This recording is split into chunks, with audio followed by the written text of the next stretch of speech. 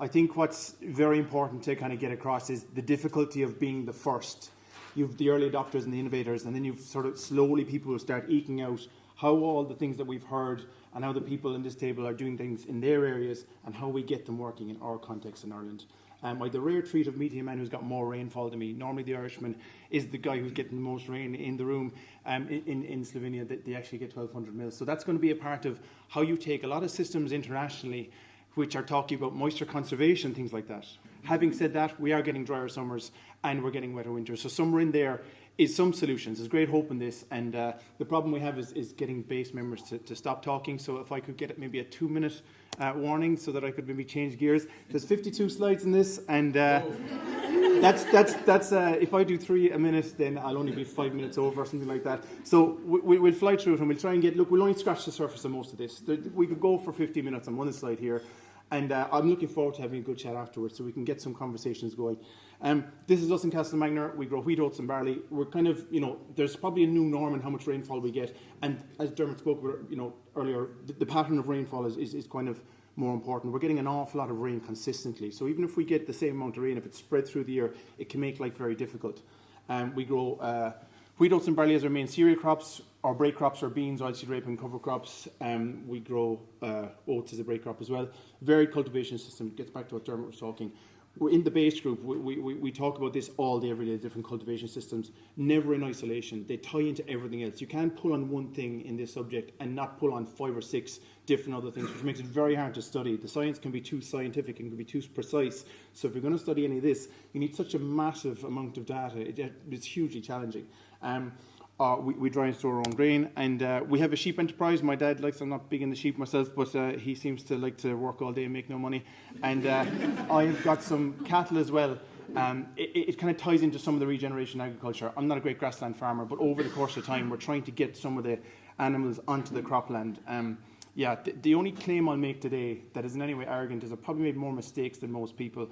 This is something we do all the time, and in the base group we're always discussing mistakes, how to make them careful, how to make them cheap, so that we can learn a lot. And any mistake that's made goes into the group so that everybody doesn't have to make it again. I've some friendly faces here in the base group, and the conversations afterwards is where we can take something from a man from Italy or from Slovenia, and he might take something home from Castlemagner, not to do something that I do, but just to take the idea and to turn that into something he can do in his context.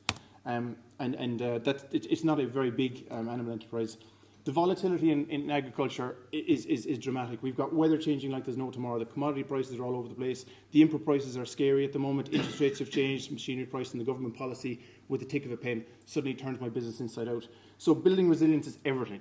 And what we talk about all day, every day in base is more or less the soil is the start of that. Trying to get your soil as biologically alive as possible so that it can start helping all of these things on the left-hand side.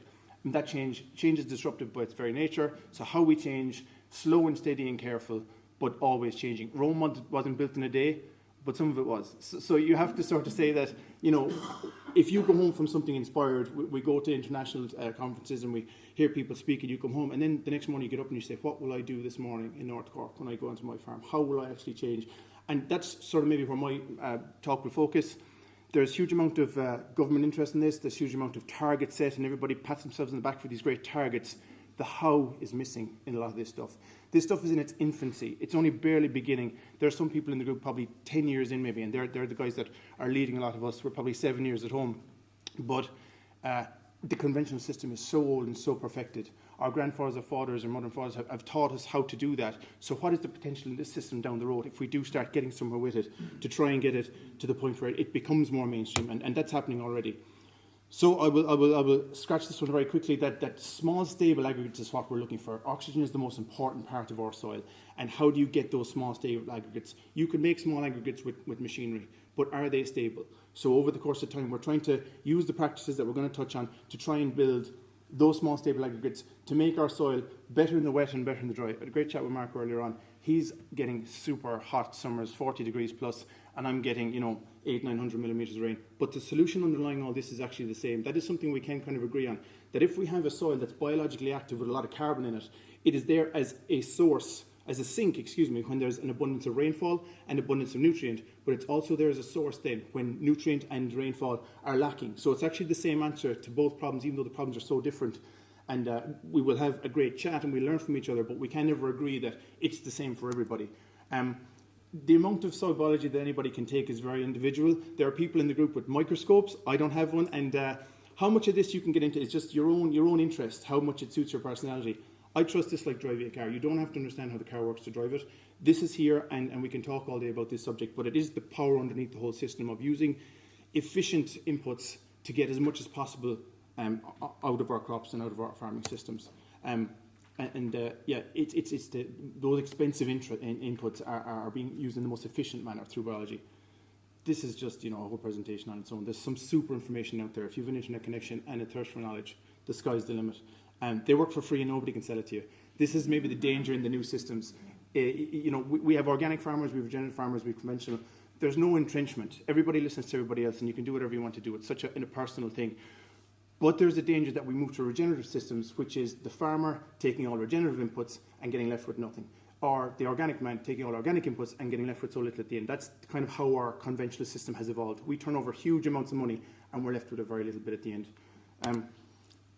This kind of highlights the problem studying it, that you want to take any one of these individual things and put it in, your project gets massive because you multiply up every single time you do a trial on something. The bottom line for me is profit. You can do something on the high moral ground and with great interest and great passion, but unless it pays the bills, that's the harsh reality of where we live. So you can do it for a year or two if you're not making money, but after that, it's gone. So it's kind of has to be led by this, and there's huge benefits outside of this. One of the big problems we all have in agriculture and everywhere else is that the value of clean water and fresh air in economics is zero economically. And that's a problem, that the real value of something or the real cost of something doesn't measure those things. So there are personal sides to this that we see, anecdotal evidence. We're light on figures because a lot of it is led by what we see and what we do. It leads us this system doesn't have to be at the expense of yield or margin. This is actually more profitable in my farm since I started doing it, which gives great hope to the change. If you can manage that transition better, you'll actually make more money as a farmer. Before we ever even mention the environment, because I think if you want to lead people in a direction, you need to use money first. That's just the way we live, because we all have bills to pay, and that's the world we're in. Base Ireland has grown to about 100 members now. We don't advertise, we don't look for people. People kind of have to find us. This has got a huge amount of personal responsibility in it, that if you're not genuinely interested in this, it can't be kind of forced on you and it can't be sold to you. So it does take you to kind of take your own personal sort of say, right, I'm going to commit to this and I'm going to make a change on my farm. And it's from the bottom up. And there's a dangerous phrase in here saying, are the farmers ahead of the research? That's in there just to sort of give everybody a bit of a push to say, look, it's so hard to sort of broadly define this and to get it going everywhere all at once. So it has to be from the bottom up. From the top down is very hard because everybody's context is so different. This is us in the little corner of North Cork over here. This shows you the variety in base rock. So how could I agree with somebody in Middleton how to grow crops when I'm in Castleminor and Tipperary and Waterford? I have no idea how to farm those places, never mind Italy or Slovenia. It's such an individual thing, and it's eternally challenging, and it's the wonderful thing about it. And there's the soil type on top of it. As you can see, like, the context is everything. That word is going to keep coming up again and again and again because it's what you do in your climate, your own situation, what you have a market to sell, what is your soil type. My dad is a huge part of my context. He's 77, he's farming his entire life, and he's my hero. But the things I put him through trying to get to this place of evolving our farming system, because what he knows and what he's learned, is part of learning something new is letting go of something old, and that is such a challenge. And we see that every day in the base group, that there are discussions where people get very, very intense, or when you start talking, somebody starts shaking their head, and you'll see it straight away, and it's human nature. I do it all the time. So try to have an open mind to say, maybe not for me now, but I'll still hear you. And that maybe is how progress might be made. This is the farm at home, the early min-till evolution. One of the main talking points here is that it was discussed as tillage in isolation, one thing, just tillage. So we'll just change our gear to another set of gear and we'll do it. And this was extremely difficult to navigate. We didn't have the open source information like we have in the base group. There was some information that was coming from England. So we evolved and we learnt and we made mistakes and we got to a better place with it. But the big one here is figuring it out for yourself in your own context. We had a min-till system that still relied on a lot of tillage. And we didn't really evolve our rotation, and we were sort of learn by doing. There was great discussions in small areas, but it has come on an awful lot since then. Our tillage system now has got sort of sometimes no-till, sometimes a lot of tillage, and it's very subjective. It's like saying, what's the best move in chess? Well, tell me where we are in chess. So what's going on in the system? It's kind of leaves a lot of nuance. Dermot mentioned oversimplification of things, and we don't like that. We always need to have a decent, in-depth conversation about things to have, a quality information that can lead us in the right direction, as much as necessary, but as little as possible is the general rule. The soil will evolve. No man or woman can stand in the same river twice. You can hear this today, and the next time you hear it, you might hear something else. Like when you read a book a second time, you change all the time, and it's never the same river, it's never the same man as the second part of that quote, because the soil has evolved so much on our farm. So if you see something that's happening here on my farm and you go home and do it, you say, oh, that didn't work, that's nonsense. Well, if the understanding is there, you can start sort of maybe saying, why didn't it work? And that's always the thing with a mistake. If you can understand why you went wrong, it's huge. And there was actually a quote from Hugh Lovell earlier on, in I think it was Isabel's presentation, and it was that don't let perfect get in the way of good. And he said observation is the key to intelligence. This is all about looking at what's going on, observing. And if you hear somebody who went wrong, you'd say, okay, well, let's have a look and see why. And you'd say, okay, well, you know till that field, but that field maybe wasn't there yet. That field had continuous cereals, so there was very little root activity, and there was very little friable soil there. Small improvements over time, discuss, argue. Me and my dad have war in the kitchen, and the meeting ends when one person walks out, because we both feel so strongly about what we're talking about. And it's very hard to remove that. And if you're talking about change and the barriers against change that was mentioned in Patricia's talk, that culture around the conventional farmer who spent his entire life doing something, and the measure of success in general, I know that tillage farmers here, is what did you yield? How many tonnes did you get? Whereas actually, in reality, you can buy that yield with lots of inputs. What about how much margin? Or did you have the same yield, but you reduce your inputs an awful lot? And did you have an environmental benefit? Which is very hard to put your finger on something exact like that. We're always checking if we're right or wrong. We'll do half a field one way and we'll skip a bit, just so we can keep that measure of, did we do the right thing here? And did we do it over a couple of seasons? You can't make up your mind in farming in 1 year. We have a rotation that is every second year is a break.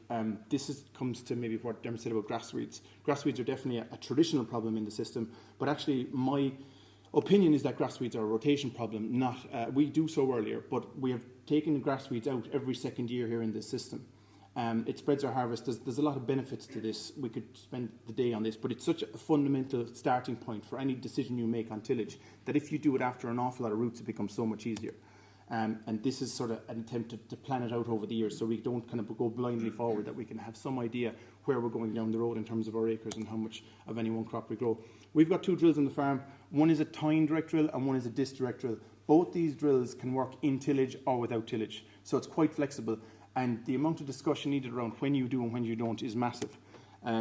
Low disturbance at some time. Even if you've done tillage and you've left a stale seedbed for the summer, you can still sow with little disturbance, which doesn't give the whole of the seedbed a big churn with all the weeds to get an advantage. The crop has a growing advantage because it's put into the perfect depth. You can see we can sometimes grow good crops. We don't take pictures of the bad crops for presentations, but this is when it works and it's nice. Low disturbance at sowing time, no till crops. We have a philosophy in base that you can't go and buy worms and put them in, or buy bees and put them in. You create the environment for something and it will flourish. So this is about feeding the worms, a lot of organic manure, lots of chopped straw, lots of compost, and then leaving them alone. Don't rip them unnecessarily. And it's lovely to see a worm cast that big. That's a real sign that something's going right. We can't say, I've no data around it, but just when I see that, I know as a farmer that there was some things were good in that field to create the environment for something to thrive. Yes, so what you can do with a bean seed is almost anything, because it's such a big resilient seed. You don't need to create a real seed bed, whereas what you can do with an oilseed rapeseed is probably not more. And this is how you start to make your decisions as to how much tillage you need in any situation. Pick the easy crops. A big setback early on can make you quite timid and quite gun-shy in terms of your changes. So, betting the farm on something going wrong will actually, make you a lot less inclined to do it again. Here we have the autumn rainfall last year, and it was just horrendous. And somewhere in there is a normal sowing date. We sometimes broadcast crops with a fertiliser spreader and tickle them in with the grubber, which is quite unconventional. So that gives us another kind of window later on in the system. It comes back to the point made about needing the plough sometimes, because it's horrendous what has been happening, and hopefully it's not a new pattern, that we're not stuck with this for a long time. This is now a bigger sowing window because of the broadcasting. This is when we go nice crops with the broadcasting system. Low cost of production. If I lose a crop, I haven't bet the house on it. I've actually spent very little, whereas there are people in conventional systems that plough, till, sow, put on a very expensive seed dressing, put on a herbicide, and if that crop fails, you're committed for 100 or 200 euros an acre already, and you're actually into losing a lot of money. There's the plough. It's in there just for honesty's sake. We did plough over the winter because we were so desperate for winter wheat because we got such a bad autumn. And to be fair, there are ploughed systems in trouble after such a bad autumn. There are min-tilled. And my friend in Tipperary has actually some of the best crops in Tipperary. And he's a no-till farmer. Not the best crops in base, but the best crops in Tip, because he's after getting a couple of things really, really right. And he's so committed to this. His soil has evolved an awful lot, and it's great to see it in a tough year. We use an awful lot of organic manures. We haven't bought any artificial phosphorus or potassium in our farm, so that's a big saving. We're in an animal area, so it helps us. And we compost most of it. Our composting system is quite simple. You're trying to add biology to the dung before it goes on the land, and you're trying to kill the weeds, and it reduces the volume. Really satisfying thing. Whatever it is about composting, I just really enjoy it personally. It's just something lovely about it. We're okay at it. We're not extremely good at it because we should be inoculating, we should be breeding up positive biology in a small compost heap and adding it to the big compost heap. But over time, this is something that I really want to keep evolving. We can't spend too much time on any of these slides. We've got to keep going. The cover crop. So the main point here is that you can see the soil here. This is taken about a month and a half ago after a horrendous winter of rain. But you see this mottled structure in the soil. It's still there because the soil is not supposed to see bare sunshine and it's not supposed to get the impact of the raindrop. So if you can have a farming system that always protects it, which isn't easy at all, but in the cover crops I was encouraged to see as I was walking land after all the rain that there was nice structure here. A good analogy for a farmer who grows beans is after the beans you can nearly put your two hands down into the soil with no spade. The beans do so much. So that's what we're trying to do. We're trying to do that with a cover crop. We're trying to create that lovely friable soil that is a sink and a source for nutrient and water when it's abundant. Here's a touch of the thinking behind the cover crops. Be careful with the brassicas if you're going on seed rape. Go early. Early sown cover crops in this country can really grow. We've got so much growth in this country, it's unbelievable. Bit of everything is and keep it cheap because we don't bet the farm. Before beans and before cereals, there's two different categories. It's the big line between cover crops because you cater your mix very much differently between the two. Dig. That's always never. We spend most of our winters in base group meetings in the lashing rain, digging soil and talking about it. You can see that you'd say there's lovely friable soil here, but that tillage radius has told you that there's lovely soil in the top 5 or 6 inches, but look down there, it couldn't go any deeper. And we have a problem, we have a pan there, we have something that we need to address. So again, this is the observation back to keep looking, keep digging. And always dig again because that small plant is telling you something on the surface, but look at what it's got going on underneath the soil. As farmers, conventionally, in other discussion groups, we always look at the crops, but we do not dig and we do not look at what's going on underneath. How are we for time, Miriam? Are you okay? Okay. Skip a bit again when you're growing cover crops. Has it been a benefit? If it's not going to benefit, I'm not going to do it. So you need to keep checking. So we do skip a bit. We graze this and we didn't graze that. We get animals on the cover crops over the winter until this year where government policy changed and suddenly we weren't able to graze our cover crops anymore, which was just alarming. And it frustrates me a bit that there isn't a better two-way street between farmers and policymakers, that we can't say, hold on a second now, I know the intentions there are good, but in reality there was a massive negative of this. It was a shame that we couldn't do it. When you're not ploughing, you need to manage your residues very carefully. This shows that poor chaff spreading sucks an awful lot of nitrogen from a growing crop. And these are some of the more practical elements on the farm that we've seen. This is hybrid winter barley out of the back of the combine that's grown after the winter barley has been cut. We planted oilseed rape in, and this hybrid barley is such a scavenger. It really subdued the oilseed rape from growing, and it really had a negative effect. But we can actually use that when we sow our beans. We plant a cover crop of oats, or whatever you want really, any cereal. Rye is a good one as well. We plant the oats the beans, straight into this oats cover crop. The drill is travelling on the oats, it's not travelling on the soil. So we planted an awful lot of beans this winter. That was taken at the start of December. And we were very successful in establishing our cover crop, our beans crop, because we could travel when ground was less than ideal. The bean is one of the resilient seeds, so it can do a lot. And the allelopathic effect of the dying cover crop is smothering an awful lot of weeds. So we have no pre-emerge herbicides, which are one of the most expensive things on the farm. And this is reasonably successful. The weeds we get, they don't really hinder the crop of beans and they don't really affect harvesting. So it's a small win. We're not an organic farm, but we're taking a conventional system. We keep nudging it away from some of the nastier bits, and we've an awful lot of work to do. But this is one of the real successes. And a lot of the guys who are early adopters or are new to this can do this quite easily. I have a couple of neighbours who say they were laughing at us 5 or 6 years ago, but now they're saying, hang on, what's that? And they've started doing it, and they're getting yield, and they're getting cheaper crops to grow as well. And there's a decent bean crop, just to show you that it looks as good as anybody else's. When you stop tilling, herbicide residue can be a thing. There's an alarming example of a cover crop that has grown fantastically well in no-till after winter barley, but this is a skip of the sprayer in the previous winter barley crop and the herbicide, and you can see where the herbicide didn't go on, the cover crop grew. So this is something in tillage systems you don't have to worry about because the tillage breaks up the residue of the herbicide, whereas here it was dramatic. And we learned an awful lot about that the intention of the herbicide was good to reduce weeds in winter barley, but the long-term effect is it's still there late on. So now we start to ask ourselves, well, should we be using these things? Or if we are, we need to be very careful about when we use them and why we use them. There's the same picture, it's the same thing. Grazing cover crops. This is in Castle Magner, and I just get so much satisfaction to say that this, like, everybody's, what the hell is this guy doing? Like, you know, and I don't mind being the outlier. They think I'm nuts anyway.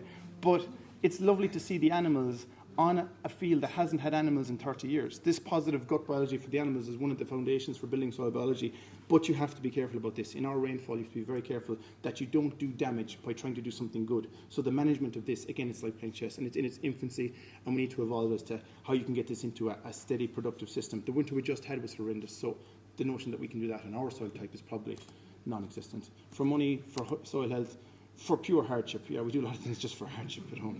And the damage in bad weather is a big one. Sometimes we graze the growing crops. Dermot mentioned earlier, sowing is part of the system, so if they get abundant over the winter, we'll have a lot of disease problems, so we can actually put the animals on the growing crops. And that's something that we've tried, and, you know, we still have the normal job to do, so we are lacking maybe some, you know, the universities could give us students to maybe measure some of this, because it's hard to be the farmer and the scientist, you know, and some metrics around this in terms of your bird populations, your changes around the farm, your carbon, all that stuff is badly needed to back up the farmers who are charging on, because our lives depend on this. You know, we're farming because this is our bread and butter.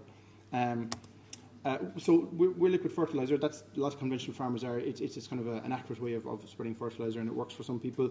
We put some carbon sources into the liquid fertilizer. The idea here is that when you put out nitrogen fertilizer, it drives the biology mad, and the biology in the soil eats the carbon of the soil, so that you can put in some humic acid, some fulvic, some seaweed. I'm only dabbling in this. I've done it 2 years. There are guys in the group who are pushing this way, way beyond. 2 minutes, 1 minute.